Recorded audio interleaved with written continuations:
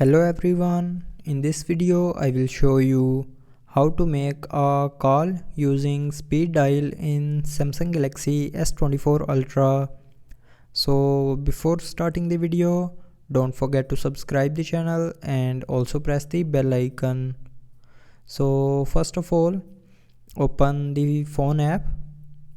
Now after opening the phone app, first of all click on this three dot more icon and then click on speed dial numbers.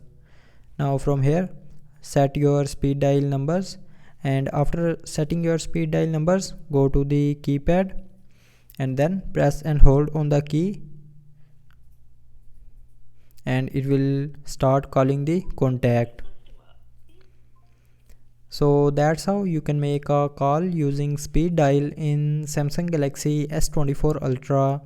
So I hope you liked the video. Thanks for watching.